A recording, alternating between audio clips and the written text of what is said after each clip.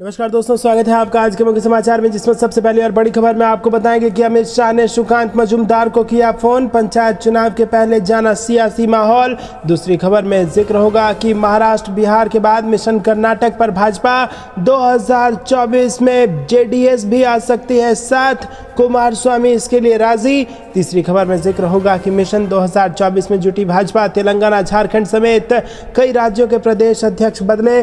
चौथी खबर में आपको बताएंगे कि प्रशासनिक भवन के लोकार्पण समारोह में गरजे सीएम योगी आदित्यनाथ, कहा कानून का राज ही सुशासन की पहली शर्त। और पांचवी खबर में जिक्र होगा कि एससीओ के मंच से बिना नाम लिए पाकिस्तान पर पीएम मोदी का प्रहार, कुछ देश आतंकियों के पनाहगार। दोस्तों, हर एक खबर की गहराई में आपको ले जाएंगे, लेकिन उससे पहले अगर आपको भी देश की सेना और पीएम मोदी पर पूरा भरोसा है और आप भी ऐसा मानते हैं कि 2024 में फिर से बन रही है बीजेपी की सरकार, तो वीडियो को लाइक करके कमेंट में लिखिए जय हिंद, और साथ ही साथ रोज की खबरों के लिए चैनल को सब्सक्राइब करके बेल आइकन जरूर दबाइएगा। रुक करते हैं सबसे पहले और बड़ी खबर की तरफ। अमित शाह ने सुकांत मजूमदार को किया फोन, पंचायत चुनाव से पहले जाना सियासी माहौल। जी हां दोस्तों, प्रदेश भाजपा अध्यक्ष सुकांत मजूमदार उत्तर बंगाल के दौरे पर हैं और लगातार पंचायत चुनाव प्रचार कर रहे हैं। मंगलवार दोपहर को अचानक केंद्रीय गृह मंत्री अमित शाह का फोन आया। उन्होंने पंचायत चुनाव के विभिन्न मामलों की जानकारी ली, चुनाव आयुक्त की भूमिका, पुलिस क्या कर रही है और केंद्रीय बलों का इस्तेमाल कैसे हो रहा है।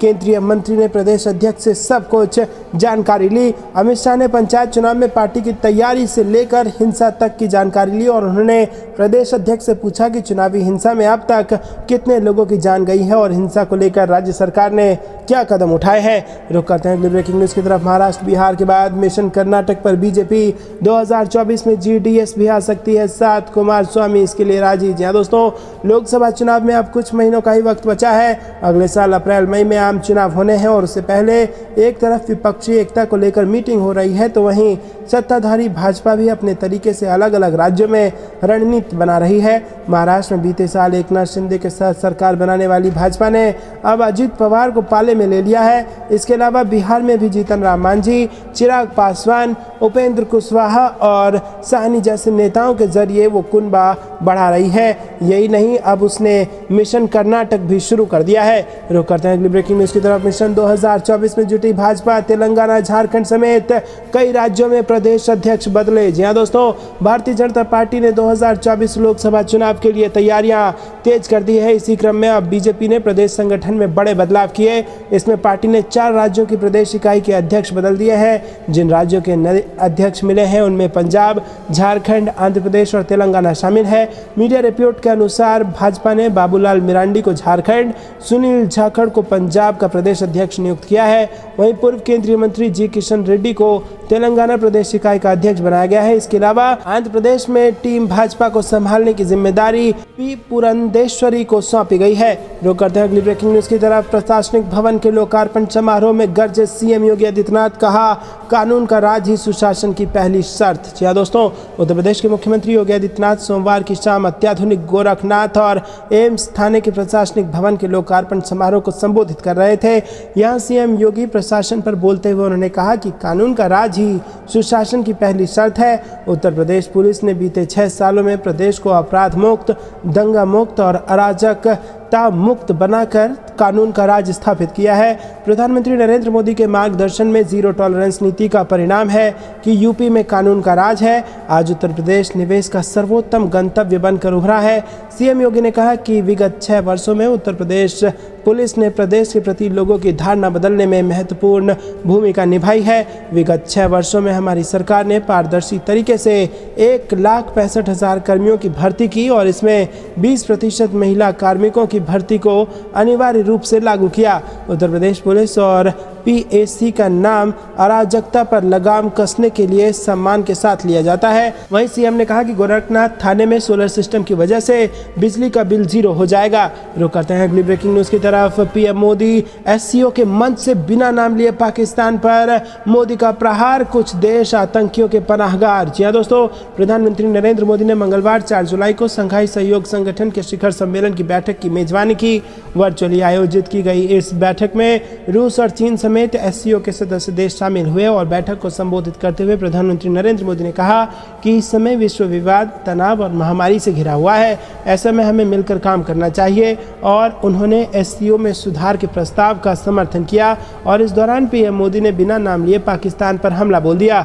पीएम मोदी ने कहा कि आतंकवाद क्षेत्रीय एवं वैश्विक शांति के लिए प्रमुख खतरा बना हुआ है और इस चुनौती से निपटने के लिए निर्णायक कार्रवाई की आवश्यकता है। वहीं आतंकवाद चाहे किसी भी रूप में हो, किसी भी अभिव्यक्ति में हो, हमें इसके विरुद्ध मिलकर लड़ाई लड़नी होगी और कुछ देश क्रॉस बॉर्डर टेररिज्म को अपनी नीतियों के टूल के रूप में इस्तेमाल करते हैं और आतंकवादियों को पनाह देते हैं। एससीओ को ऐसे देशों की आलोचना में कोई संकोच नहीं करनी चाहिए।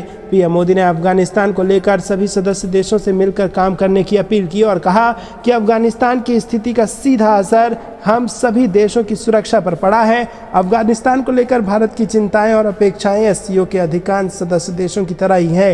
रुक करते हैं अगली ब्रेकिंग न्यूज की तरफ, जिसमें आपको बता दें दोस्तों, 7 से 8 जुलाई को 4 राज्यों का मैराथन दौरा करेंगे प्रधानमंत्री मोदी। राजस्थान, छत्तीसगढ़ भी शामिल। जी हाँ दोस्तों, आपको बता दें प्रधानमंत्री नरेंद्र मोदी 7 और 8 जुलाई को 4 राज्यों के दौरे पर रहेंगे। वो छत्तीसगढ़, उत्तर प्रदेश, तेलंगाना और राजस्थान जाएंगे। दौरे की शुरुआत शुक्रवार सुबह 11:15 बजे रायपुर में एक कार्यक्रम से होगी और यहाँ वो कई विकास परियोजनाओं का शिलान्यास और उद्घाटन करेंगे। सुबह 11:30 बजे रायपुर में जनसभा करेंगे और इस तरह वो छत्तीसगढ़ में बीजेपी के चुनाव अभियान का शंखनाद करेंगे। बीजेपी ने पीएम मोदी की जनसभा में 1.5 लाख से अधिक लोगों को बुलाने का लक्ष्य रखा है। इसके बाद पीएम मोदी उत्तर प्रदेश के गोरखपुर जाएंगे और वहां दोपहर 2:30 बजे गीता प्रेस गोरखपुर के शताब्दी समारोह में हिस्सा लेंगे। हाल ही में गीता प्रेस गोरखपुर को गांधी शांति सम्मान दिया गया है और इसके बाद दोपहर 3:30 बजे गोरखपुर रेलवे स्टेशन पर वंदे भारत ट्रेन को हरी झंडी दिखाकर रवाना करेंगे। फिर पीएम मोदी अपने संसदीय क्षेत्र वाराणसी जाएंगे और वहां शाम 5 बजे कई विकास परियोजनाओं का उद्घाटन और शिलान्यास करेंगे। शाम 7:15 बजे स्थानीय बीजेपी नेताओं के साथ बैठक भी होगी। रुक करते हैं ब्रेकिंग न्यूज की तरफ। अमित शाह ने सैनिक स्कूल का किया शिलान्यास, बोले यहाँ भारत माता की सेवा करने वाले होंगे पैदा। जी हाँ दोस्तों, केंद्रीय गृह मंत्री अमित शाह ने मंगलवार को गुजरात के मेहसाणा में देश के पहले सहकारिता से संचालित सैनिक स्कूल का वर्चुअल माध्यम से शिलान्यास किया। इस दौरान उन्होंने वर्चुअल माध्यम से लोगों को भी संबोधित किया और उन्होंने कहा कि पिछले 9 वर्षों में देश के विकास की गति बढ़ी है क्योंकि प्रधानमंत्री नरेंद्र मोदी ने विकास की प्रक्रिया में सहकारी समितियों, कॉरपोरेट्स, गैर सरकारी संगठनों के साथ आमजन को भी शामिल किया है। रुक करते हैं अगली ब्रेकिंग न्यूज की तरफ। अब काम सीखने के बदले मिलेगा स्टाइपेंड। एमपी में शिवराज सरकार की सीखो कमाओ योजना लॉन्च। जी हाँ दोस्तों, आपको बता दें कि मध्य प्रदेश में आज मुख्यमंत्री शिवराज सिंह चौहान ने मुख्यमंत्री सीखो कमाओ योजना का शुभारंभ किया। भोपाल के रविंद्र भवन में सीखो कमाओ योजना पोर्टल में युवाओं का रजिस्ट्रेशन प्रारंभ किया गया। खुद मुख्यमंत्री ने पोर्टल में एक युवा का रजिस्ट्रेशन करते हुए की शुरुआत की और इस योजना के तहत युवाओं को रोजगार दिलाने के साथ ही कौशल भी दिखाया जाएगा और इस योजना के अंतर्गत 12वीं पास, ITI डिप्लोमा, ग्रेजुएशन और पोस्ट ग्रेजुएशन किए हुए सभी युवाओं को कौशल और रोजगार मिलेगा। इसमें काम सीखने के बदले प्रदेश सरकार युवाओं को स्टाइपेंड भी देगी। रुक करते हैं अगली ब्रेकिंग न्यूज की तरफ। सावन के पहले दिन भक्ति में डूबे नजर आए सीएम योगी, गोरखनाथ मंदिर में की पूजा। जी हाँ दोस्तों, इस साल सावन का महीना 58 दिनों तक चलेगा। सावन महीने के पहले दिन जहां देश के तमाम शिव मंदिरों में आस्था का सैलाब उमड़ पड़ा, वहीं सूबे के मुखिया सीएम योगी भी इससे अछूते नहीं रहे। यूपी के सीएम योगी आदित्यनाथ ने सावन महीने के पहले दिन गोरखपुर के गोरखनाथ मंदिर में पूजा अर्चना की और इसी के साथ आपको बता दें दोस्तों कि ये जबरदस्त तरीके से वायरल हो रहा है। उत्तर प्रदेश के मुख्यमंत्री ने सावन के पहले ही दिन यहाँ पर पूजा अर्चना की है। दोस्तों, आपको बता दें कि सीएम योगी ने कहा कि सभी प्रदेशवासियों और श्रद्धालुओं को देवाधिदेव महादेव के पावन श्रावण मास के शुभारंभ की अनंत शुभकामनाएं। बाबा भोलेनाथ सबकी मनोकामनाएं पूर्ण करें, यही प्रार्थना है। हर हर महादेव। दोस्तों, योगी आदित्यनाथ इस दौरान रुद्राभिषेक करते दिखे और इस दौरान सीएम योगी ने हवन भी किया। इससे पहले सीएम योगी ने सावन महीने को लेकर ट्वीट किया था। रुक करते हैं अगली ब्रेकिंग न्यूज की तरफ। अब चीन को हम टक्कर देंगे, पीएम मोदी के निमंत्रण पर भारत आ रही ये दिग्गज अमेरिकी कंपनी जल्द होगा शिलान्यास। जी हाँ दोस्तों, अमेरिका और चीन चीन में जारी टकराव के बीच ये बड़ी खबर आ रही है, जहां पर एक बड़ा मौका भारत के हाथ लगा है। दरअसल सेमीकंडक्टर बनाने वाली कंपनी माइक्रोन टेक्नोलॉजी ने भारत में प्लांट स्थापित करने का पूरा खाका तैयार कर लिया है। केंद्रीय आईटी और टेलीकॉम मंत्री अश्विन वैष्णव ने 3 जुलाई को दिल्ली में एक कार्यक्रम के दौरान इसको लेकर बड़ा संकेत दिया है। उन्होंने कहा कि अगले 4 से 6 सप्ताह में सेमीकंडक्टर फैक्ट्री की आधारशिला रखी जाएगी। गुजरात में इस फैक्ट्री के लिए भूमि पहले ही आवंटित की जा चुकी है। इसके साथ ही केंद्रीय मंत्री ने कहा कि गुजरात में माइक्रोन टेक्नोलॉजी द्वारा दिसंबर 2024 से चिप का उत्पादन शुरू हो जाएगा। रुक करते हैं अगली ब्रेकिंग न्यूज की तरफ। महाराष्ट्र में विपक्षी एकता पर सर्जिकल स्ट्राइक, 27 मिनट के भाषण में नीतीश कुमार का 8 बार जिक्र और बिहार पर अब सबकी नजरें। जी हाँ दोस्तों, कुछ दिन पहले ही पटना में विपक्षी दलों की बैठक हुई थी और कांग्रेस, एनसीपी, सपा, टीएमसी, आम आदमी पार्टी और शिवसेना सहित तमाम दलों ने बीजेपी के खिलाफ मिलकर लड़ने का संकल्प लिया। विपक्षी दलों के इस महामिलन के खतरे को बीजेपी भांप रही थी और राजनीति में अवधारणा की अहम भूमिका है। वोटों के जिस कुल योग को विपक्षी लोकसभा चुनाव 2024 में जीत की कुंजी मान रहे थे, बीजेपी ने महाराष्ट्र में उसी पर सर्जिकल स्ट्राइक करके इरादे जता दिए हैं। महाराष्ट्र की राजनीति के चाणक्य कहे जाने वाले शरद पवार 55 साल के राजनीतिक करियर में पहली बार उसी चाल का शिकार हो गए जिसके दम पर उन्होंने खुद मुख्यमंत्री की कुर्सी हासिल की थी। उनको भतीजे अजीत पवार ने मात दे दी है और फिलहाल अब महाराष्ट्र की राजनीति का असर पूरे देश में देखा जाना बाकी है, जिसमें प्रमुख केंद्र बिहार हो सकता है। बीजेपी ने पूरा ध्यान हिंदी पट्टी के इस बड़े राज्य पर केंद्रित कर दिया है, क्योंकि इस राज्य में लोकसभा की 40 सीटें हैं और लोकसभा चुनाव 2019 में बीजेपी और नीतीश कुमार की पार्टी ने मिलकर 39 सीटें जीत ली थी। लेकिन अब नीतीश कुमार आरजेडी के साथ हैं और आरजेडी और जेडीयू कुल वोट बैंक बीजेपी से बहुत ज़्यादा है। रुक करते हैं अगली ब्रेकिंग न्यूज़ की तरफ। आपको बता दें, कैबिनेट फेरबदल की अटकलों के बीच पीएम मोदी की अध्यक्षता में मंत्रिपरिषद की बैठक लिए जा सकते हैं कई बड़े फैसले। जी हाँ दोस्तों, आपको बता दें कि केंद्रीय कैबिनेट में फेरबदल की चर्चाओं के बीच पीएम मोदी की अध्यक्षता मंत्रिपरिषद की बैठक प्रगति मैदान में चल रही है। बता दें कि बैठक में शामिल होने के लिए केंद्रीय मंत्री अनुराग ठाकुर प्रगति मैदान पहुंच गए हैं। कयास लगाए जा रहे हैं कि इस बैठक में केंद्रीय कैबिनेट में फेरबदल की चर्चाओं को लेकर भी चर्चा हो सकती है। दोस्तों, रुक करते हैं अगली ब्रेकिंग न्यूज की तरफ। छत्तीसगढ़ में पीएम मोदी के आने से पहले अमित शाह संभालेंगे मोर्चा, लेंगे बड़ी बैठक। जी हाँ दोस्तों, छत्तीसगढ़ की राजधानी रायपुर में प्रधानमंत्री नरेंद्र मोदी के आगमन से पहले केंद्रीय गृह मंत्री अमित शाह पखवाड़े भर के भीतर दूसरी बार प्रदेश दौरे पर आएंगे। शाह का 5 और 6 जुलाई को रायपुर में पार्टी के प्रमुख पदाधिकारियों के साथ बैठक लेने के बाद 6 जुलाई की शाम को वापस वो चले जाएंगे।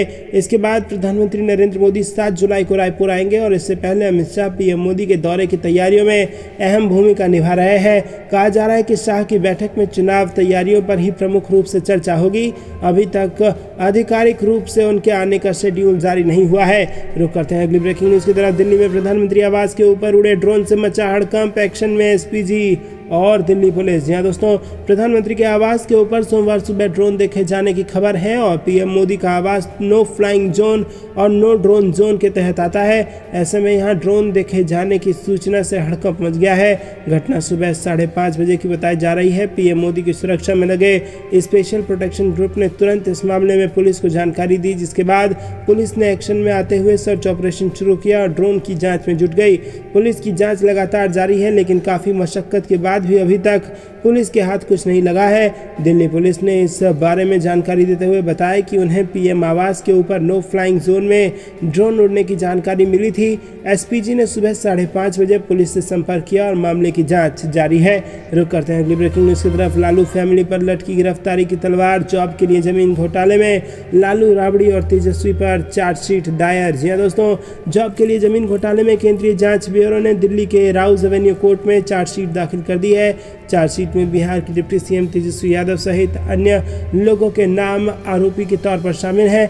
नौकरी के बदले जमीन घोटाले से संबंधित मामले में पूर्व केंद्रीय रेल मंत्री लालू प्रसाद यादव, बिहार के पूर्व मुख्यमंत्री राबड़ी देवी, बिहार के उप मुख्यमंत्री तेजस्वी प्रसाद यादव और कई अन्य के खिलाफ आरोप पत्र दायर किया गया है। सीबीआई के विशेष लोक अभियोजक अधिवक्ता डीपी सिंह ने कोर्ट को बताया कि पहले से ही आरोप पत्र दायर होने के बावजूद मामले में एक नया आरोप पत्र दायर किया गया है, क्योंकि कथित कृत्य एक अलग तरीके से किया गया है।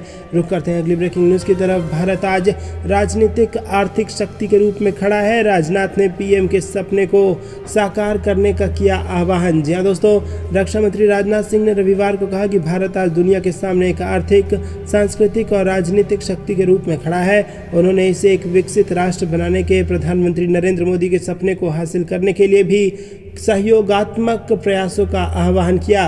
रुक करते हैं अगली ब्रेकिंग न्यूज की तरफ। टेलीकॉम मंत्री अश्विनी वैष्णव ने लॉन्च किया भारत 6G अलायंस और इसी के साथ 2030 तक 6G लाने पर होगा फोकस। जी हाँ दोस्तों, केंद्रीय टेलीकॉम मंत्री अश्विनी वैष्णव ने भारत में 6G को लाने को लेकर तैयारियां तेज कर दी है। सोमवार को उन्होंने इसे लेकर भारत 6G अलायंस को लॉन्च किया है और ये अलायंस भारत में टेलीकॉम सेक्टर में नई टेक्नोलॉजी और 6G के डेवलपमेंट के लिए काम करेगा। इस अलायंस का फोकस भारत की टेलीकॉम इंडस्ट्री में नेक्स्ट जनरेशन टेक्नोलॉजी को समय से देश में लाने के साथ साथ दूसरे देशों पर निर्भरता कम करना है। वहीं दोस्तों, केंद्र सरकार ने भारत 6G अलायंस में पब्लिक सेक्टर, प्राइवेट सेक्टर और दूसरे विभागों को शामिल किया है और इसमें national research institute and science organisation को भी रखा गया है। रुक करते हैं अगली ब्रेकिंग न्यूज़ की तरफ। राजस्थान में पीएम मोदी 8 जुलाई को बीकानेर में करेंगे 25,000 करोड़ के प्रोजेक्ट्स का उद्घाटन। जी हाँ दोस्तों, प्रधानमंत्री नरेंद्र मोदी के राजस्थान के बीकानेर में 8 जुलाई को दौरे और जनसभा की तैयारी को लेकर नेता प्रतिपक्ष राजेंद्र राठौड़ बीकानेर पहुंचे और राजेंद्र राठौड़ ने मीडिया से रूबरू होते हुए कहा कि नरेंद्र मोदी 8 जुलाई को बीकानेर आ रहे हैं। यहां पर वो 25,000 करोड़ से ज़्यादा की संरचनाओं और प्रोजेक्ट का उद्घाटन करेंगे। वहीं पूरे बीकानेर संभाग के 2 लाख बीजेपी कार्यकर्ताओं को संबोधित करेंगे और इसी कार्यक्रम की तैयारी के सिलसिले में हम बीकानेर आए हैं। रुक करते हैं अगली ब्रेकिंग न्यूज़ की तरफ। दिल्ली सरकार को सुप्रीम फटकार, 3 साल में विज्ञापन पर खर्च हुए पैसों का मांग लिया ब्यौरा। जी हाँ दोस्तों, आपको बता दें कि सुप्रीम कोर्ट से रीजनल रैपिड ट्रांजिट सिस्टम परियोजना के निर्माण के लिए धन देने में असमर्थता व्यक्त करने के लिए सोमवार को अरविंद केजरीवाल के नेतृत्व वाली दिल्ली सरकार को फटकार लगाई गई है और पिछले 3 सालों में विज्ञापन पर खर्च किए गए पैसों का ब्यौरा देने का निर्देश दिया गया है। Justice SK. कौल और सुधांशु धूलिया की पीठ ने आम आदमी पार्टी सरकार को 2 हफ्ते के भीतर पैसे का विवरण देते हुए एक हलफनामा दाखिल करने को कहा है। सुप्रीम कोर्ट ने सोमवार को दिल्ली मेरठ क्षेत्रीय रैपिड ट्रांसपोर्ट सिस्टम परियोजना के काम में हो रही देरी के लिए केजरीवाल सरकार से नाराजगी जाहिर की है। कोर्ट ने सख्त टिप्पणी करते हुए कहा है कि आपकी सरकार के पास विज्ञापनों के लिए पैसा है, लेकिन जन कल्याणकारी चीज़ों के लिए आपके पास पैसों की कमी है और वहीं RRTS लोगों को बेहतर सुविधाएं देगी।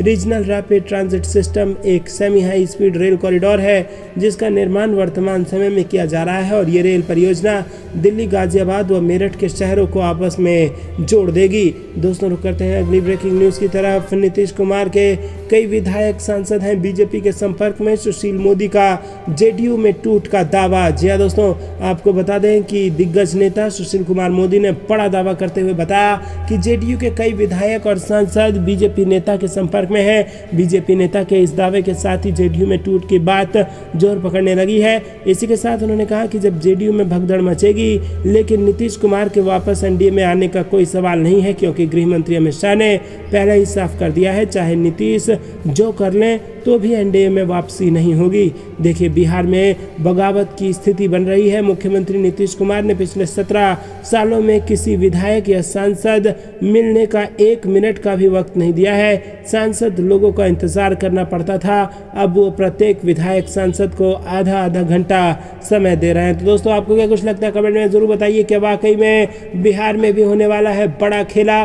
कमेंट में अपनी राय जरूर बताइए। रुक करते हैं ब्रेकिंग न्यूज़ की तरफ। लखनऊ में दहाड़े अमित शाह बोले, तीसरी बार नरेंद्र मोदी को पीएम और 300 से अधिक सीटें जीत के हमें दिखाना है। जी हाँ दोस्तों, आपको बता दें कि अपना दल के संस्थापक सोनेलाल पटेल के जयंती समारोह में केंद्रीय गृह मंत्री अमित शाह ने कहा कि भाजपा ने अपना दल एस के साथ मिलकर 2 लोकसभा और 2 विधानसभा चुनाव लड़े और उन्हें जीता। उन्होंने अपना दल एस के कार्यकर्ताओं से आह्वान किया कि अब वर्ष 2024 में तीसरी बार नरेंद्र मोदी को पीएम और 300 से अधिक सीटें जिताकर हमें दिखाना है। दोस्तों, रुक करते हैं अगली ब्रेकिंग न्यूज़ की तरफ। किसानों को हर साल 50,000 रुपए का लाभ मिले, ये मोदी की गारंटी है। जी हाँ दोस्तों, प्रधानमंत्री मोदी ने शनिवार को एक कार्यक्रम के दौरान कहा कि उनकी सरकार का कृषि क्षेत्र में किसानों पर वार्षिक खर्च 6.5 लाख करोड़ रुपए से अधिक है और साथ ही ये भी कहा कि प्रत्येक किसान को हर साल लगभग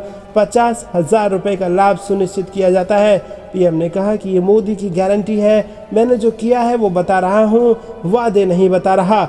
17वीं भारतीय सहकारी कांग्रेस के उद्घाटन सत्र को संबोधित करते हुए पीएम मोदी ने कहा कि 2014 से पहले छोटे और मझोले किसान सरकारी लाभ से वंचित थे। आप उन परिवर्तनों का अनुभव कर रहे हैं जो पिछले 9 वर्षों में बदल गई नीतियों और लिए गए निर्णयों से आए हैं। रुक करते हैं अगली ब्रेकिंग न्यूज़ की तरफ। 2024 लोकसभा चुनाव से पहले विपक्षी एकता को तगड़ा झटका, अजीत पवार की बगावत ने बिगाड़ दिया खेल। जी हाँ दोस्तों, महाराष्ट्र में उठी सियासी तूफान ने विपक्षी एकता को हिलाकर छोड़ दिया है। अजीत पवार ने एनसीपी से बगावत और एनडीए में शामिल होकर विपक्षी एकता के खेल को बिगाड़ कर छोड़ दिया। और एक और जहां देश की सभी विपक्षी पार्टियां एक मंच पर जुटने की कोशिश में लगी हैं, तो दूसरी ओर महागठबंधन की अहम कड़ी माने जाने वाले शरद पवार की पार्टी में ही फूट पड़ गई है। उनके भतीजे अजीत पवार पार्टी से बगावत कर एकनाथ शिंदे सरकार में डिप्टी सीएम बन गए हैं। महाराष्ट्र की सरकार में डिप्टी सीएम बनने के साथ ही अजीत पवार ने एनसीपी पर अपना दावा ठोक दिया है और उन्होंने दावा किया है कि उनके समर्थन में 40 से अधिक विधायक हैं और उन्होंने खुद को असली एनसीपी बताया। उन्होंने मीडिया से बात करते हुए कहा कि हमने पार्टी के साथ महाराष्ट्र सरकार का समर्थन किया है। उन्होंने यह भी दावा किया कि आगामी चुनाव एनसीपी के नाम पर ही लड़ेंगे। रुक करते हैं अगली ब्रेकिंग न्यूज़ की तरफ। चुनाव से पहले राजस्थान में बीजेपी ने बदल दी टीम, गहलोत की राह में बिछा दिए रोड़े। जी हाँ दोस्तों, भारतीय जनता पार्टी के राष्ट्रीय अध्यक्ष जेपी नड्डा ने रविवार को आगामी विधानसभा चुनाव से पहले राजस्थान में पार्टी के राष्ट्रीय पदाधिकारियों की नई टीम की घोषणा की और एक आधिकारिक बयान के अनुसार बीजेपी अध्यक्ष ने 11 प्रदेश उपाध्यक्ष, 5 प्रदेश महासचिव, 11 प्रदेश मंत्री, 1 कोषाध्यक्ष और 1 सह कोषाध्यक्ष सहित 29 पदाधिकारियों की सूची की घोषणा कर दी है। रुक करते हैं अगली ब्रेकिंग न्यूज़ की तरफ। अमरनाथ यात्रा को दहलाने की साजिश, श्रीनगर से लश्कर आतंकियों का एक मददगार गिरफ्तार, 4 परफ्यूम आईईडी बरामद। जी हाँ दोस्तों, कड़ी सुरक्षा व्यवस्था के बीच शनिवार को शुरू हुई पवित्र अमरनाथ यात्रा को बाधित करने के लिए आतंकवादी हर संभव कोशिश में लगे हैं, लेकिन सेना और सुरक्षा बलों की मुस्तैदी ने उनकी नापाक हरकतों पर रोक लगा दी है। दरअसल शनिवार को श्रीनगर पुलिस ने केंद्र शासित प्रदेश के बटमालू बस स्टैंड से लश्कर तैयबा के आतंकवादियों के एक सहयोगी को गिरफ्तार कर लिया। आरोपी की पहचान यासिर अहमद इट्टू के रूप में हुई है। श्रीनगर पुलिस ने बताया कि उसके पास से 4 परफ्यूम इम्प्रोवाइज्ड एक्सप्लोजिव डिवाइस बरामद किए गए हैं। यासिर के खिलाफ गैरकानूनी गतिविधि रोकथाम अधिनियम की संबंधित धाराओं के तहत एफआईआर दर्ज की गई है। श्रीनगर पुलिस ने कहा कि विस्फोटक पदार्थ अधिनियम की धारा 3/5, आईए अधिनियम की धारा 7/25 और गैरकानूनी गतिविधियां अधिनियम की धारा 13-23 के तहत बटमालू पीएस में एफआईआर दर्ज कराई गई।